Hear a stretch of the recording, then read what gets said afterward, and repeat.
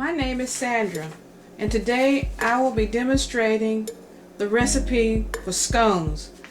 What I'll first do is give you all the ingredients, and then I'll show you the dry ingredients in one bowl, the wet ingredients in another, and the pans that I'll be using in order to bake.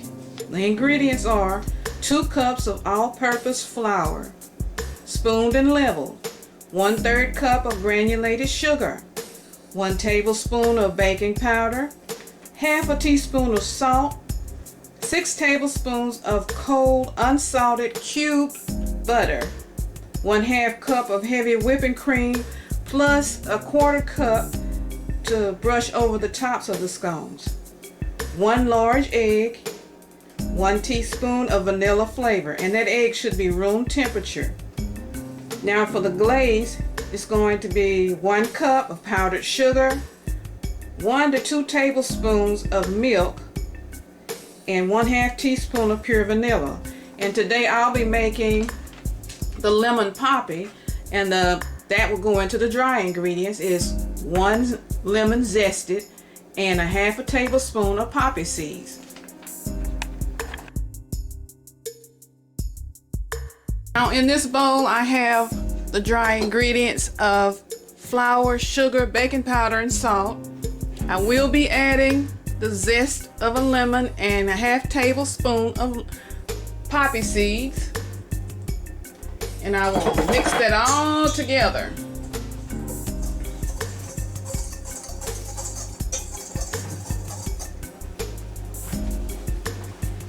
Now to the left I have the wet ingredients, the 1/2 cup of heavy whipping cream and a teaspoon of vanilla flavor and an egg, and the 1/4 cup of heavy whipping cream that will be used to glaze the top of the scones after they're baked.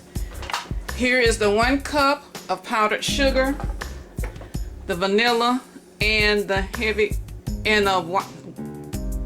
milk for the glaze. The bench press that you're going to use to cut out the scones. And by the way, I forgot to tell you that this recipe makes 8 scones.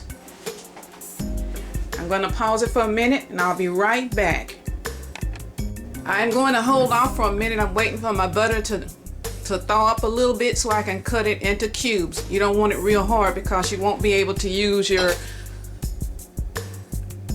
blender to blend it in to get the size of a green pea. So this is what you'll use to mash up the butter into the dry ingredients.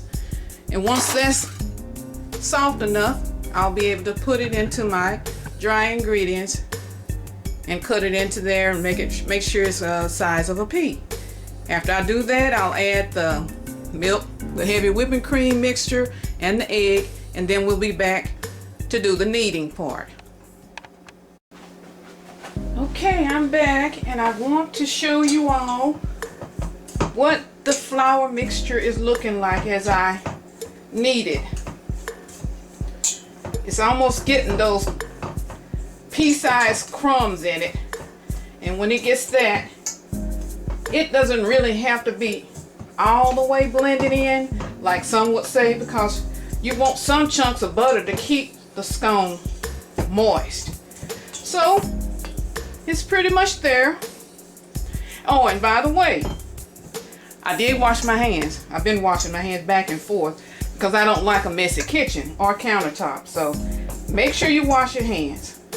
Now I'm going to take this and clean off the excess. And now it's time to add the liquid ingredient. I'm going to whisk the egg yolk, the milk, and the flavor together.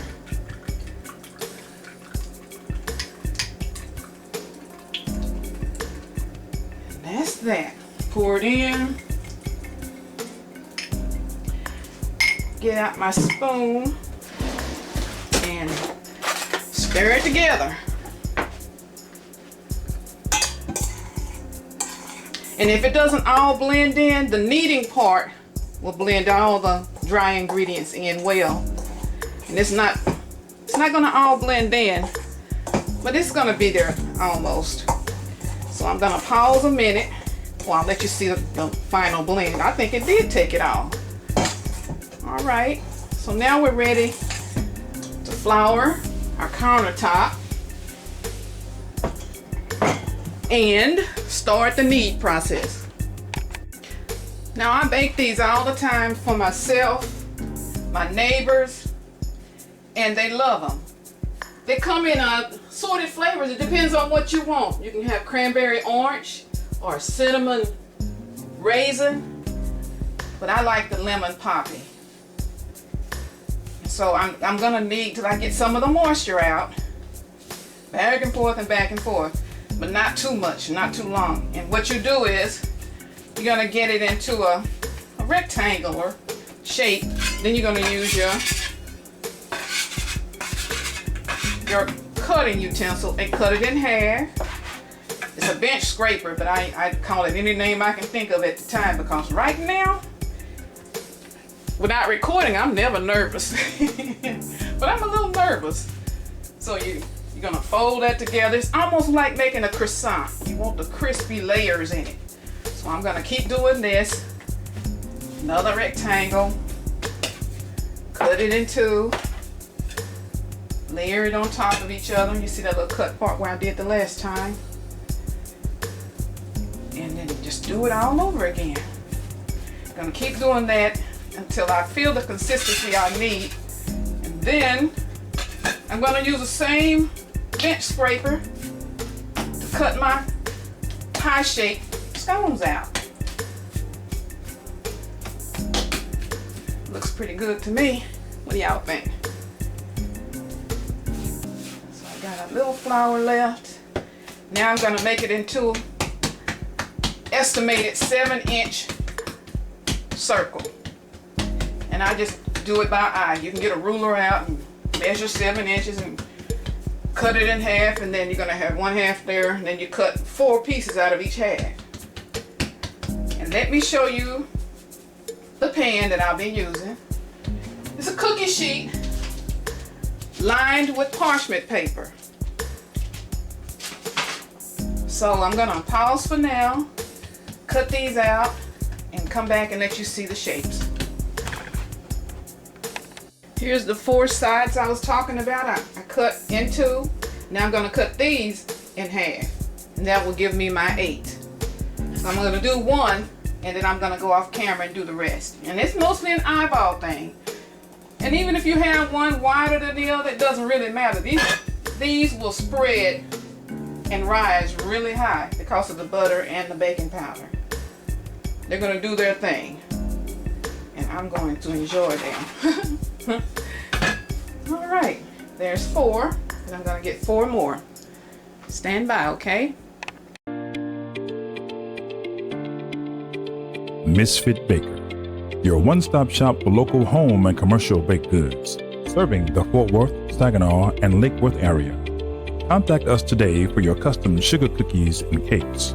Our designs will please the eye, and our taste will wow your palate.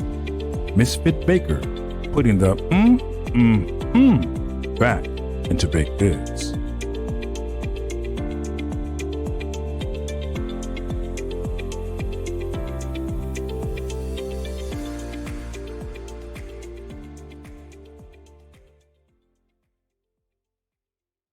Now that we have all of them cut out and formed into the little pie shapes, you place them in the freezer for about 20 minutes to seal it, give it a little hardness, and then you take it out and bake it in the oven at 400 degrees for maybe 22 minutes. And let me confirm that temperature right quick. I have it written down. Yep, 400 degrees for 18 to 22 minutes. And then before you put them in the oven, you're gonna take them out and brush them with your heavy whipping cream, sides, front, back, all over. That's gonna help it give it a really pretty golden touch. And they are delicious. Okay, stand by. So before I get ready to glaze the tops of these scones with the heavy whipping cream, I want to show you all the utensils. I didn't show you or name them all off. First off is a mixing bowl. You saw that. This is a kneader. bench scraper that scrapes up the dough. What I use to measure my dry ingredients. This is what I'm going to use to glaze the top of the scones. This is what I use to whip the egg, the milk, and the vanilla together. This is what I use to cut the butter up in cubes.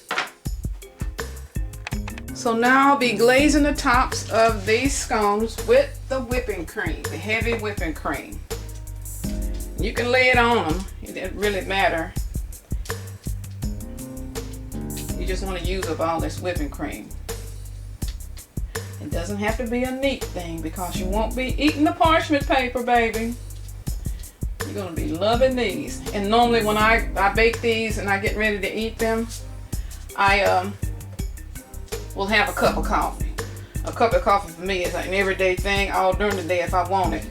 But I normally have it with a cup of coffee, but you can have it with tea, your favorite beverage, lemonade. These are so delicious. I'm so glad I have this recipe because it fits the bill for me. Especially when I don't want to eat too much of something real sweet. It's not real sweet. The sweetness comes basically from the glaze. And once I take these out of the oven, the first thing I'll do, since I've made my glaze, is use the same brush cleaned, and I will rub it across the tops. And I want them hot, that way the glaze will melt into the scones. It's going to be delicious, people. And you see how I'm just going with it. I'll run out probably on the last one. Then I'm going to stick it in the oven, 400 degrees, preheated. And I'll keep checking. Once I see the light golden brownness of it, hands are clean, I'll take them out and put the glaze on. Then I'll show you how I store them. I'll show you that now. And I usually sit them on top of my bread box covered with a rubber band to keep all the moisture in. But I can't tell you how long to store it because they don't last no more than maybe a week and a half for me if I eat one every other day or don't eat one at all. So that's that. This is it. I'm going to pause for the calls, put them in the oven, and we'll be right back. I'm doing the stirring of the icing, and it was a little bit too thick for me, so I got the milk and used a cap full so I could get it to drizzle out like this. Makes it a lot easier to use my brush to brush it all around the sides and tops. So we have 17 minutes on the timer, and as soon as they come out, I'll be right back. Well, they're fresh out of the oven and ready to be glazed. I'm gonna tilt it up a little bit so you can see the full picture. And look how big they got. And they're gonna all fit inside here. And maybe not, but one gonna stay out. I'm gonna eat that one. So what I do is I dab a little bit and I brush while they're still hot. And you see they have some little creases on the top.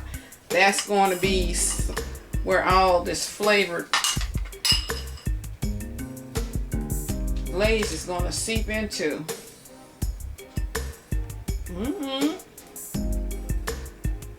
Let it not be what I'm thinking. Wow, this is delicious looking.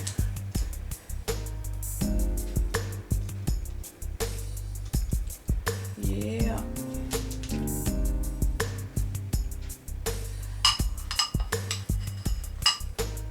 Okay, well you see how I've done it, so I'm gonna pause it, finish, and come right back. Well everybody, here's the finished product. This is just for display only, and then I'll transfer them in here, and it's airtight seal for me to get ready to munch on them. I appreciate you watching me put this together, and if you have any questions, leave them in the comment section below. Thank you.